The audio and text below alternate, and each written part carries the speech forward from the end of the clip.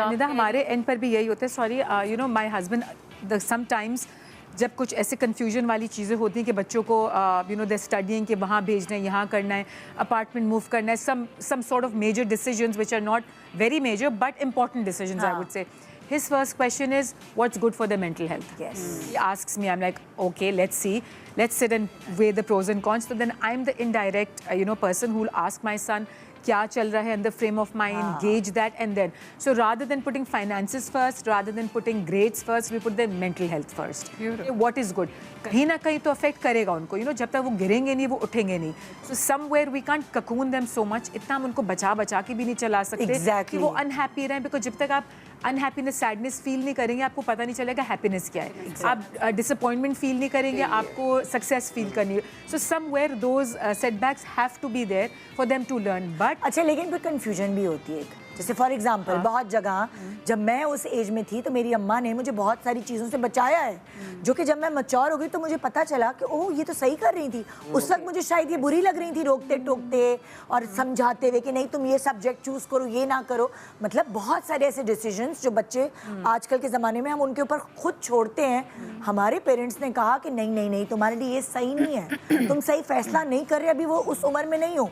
और जब हम थोड़े बड़े हुए हमने कहा सही फैसला किया था उन्होंने. वाकई हम उस उम्र में नहीं थे कि हम वो डिसीजन ले पाते, मगर आज हम उनके जैसे नहीं पेरेंट बन पा रहे. आज हम नहीं कर पा रहे बच्चों पे वो थ्योरीज भी है ना ओवर चाइल्ड डेवलपमेंट. अगर हम अगर मैं छोटी सी थ्योरी का ही बोलूँ कि एरिक्सन की theory of 8 stages of developmental, उसमें अगर हम टीन्स वाली लें which is identity versus role confusion, वो बात ही सारी है. ये बच्चों को अपनी आइडेंटिटी नहीं पता होती इस टाइम पे. सो इधर we can help them. So if they are confused, आप या उनकी आइडेंटिटी बनाने में हेल्प कर सकते हो या बिल्कुल तोड़ने में हेल्प कर सकते हो. सो वो आइदर वे जा सकता है. तो क्या करें हम?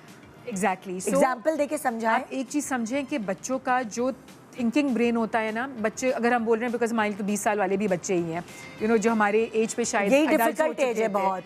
Yes. जब उनको यहाँ से वहाँ कदम रखना होता है तो वो लड़खड़ा रहे होते हैं उनके कदम. बिकॉज 20 साल की उम्र तक तो आपका थिंकिंग ब्रेन डेवलप हो रहा होता है.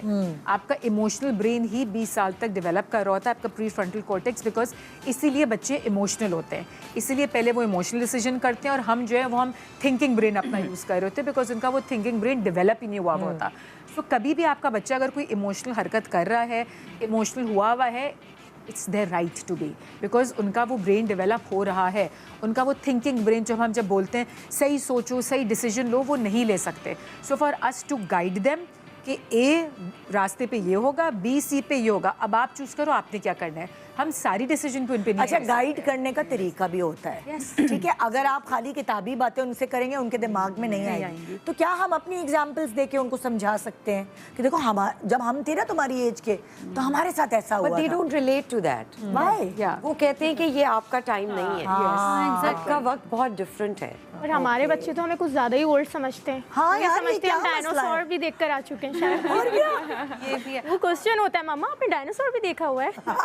I think giving choices is very good and very important. जैसे आपने कहा कि आप उनके सामने रखें and then you say कि आपके पास ये 3 choices हैं.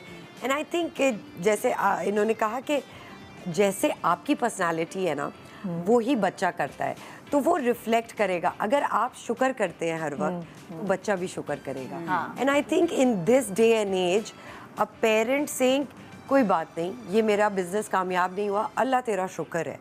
The child will say and notice that कि ओके ठीक है, अब्बा ने कहा, अम्मा ने कहा, मैं आज फेल हुआ, कोई बात नहीं, शुक्र है इस बात का. तो आई फील वेरी इंपॉर्टेंट कि अपने दीन से, बिकॉज हमारा दीन भी ये सारी चीज़ें सिखाता है. Exactly. कि अच्छा पेरेंट, अच्छा बच्चा, अच्छा एक सोसाइटी का हिस्सा कैसे बने, शुक्र करना है, अब सही डिसीजन लेना है.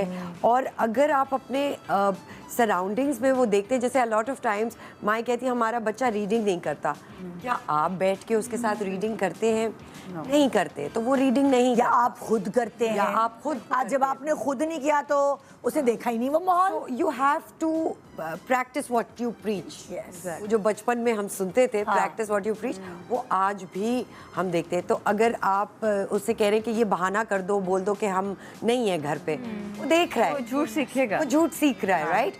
सो बड़ी जैसे जैसे उम्र होती जाती है बच्चों की, I feel it gets more difficult for them to emotionally vocabularize themselves. But अगर एक कॉन्शियस और इमोशनली इंटेलिजेंट पेरेंट होगा तो वो डिफ्रेंशिएट कर पाएगा अपने बच्चे के सामने कि देखो मैं डिप्रेस फील कर रही हूँ या मेरा ये फियर है, आई थिंक मेरा फियर है, तो फियर को हटाने के लिए क्या चाहिए, तवक्कुल चाहिए।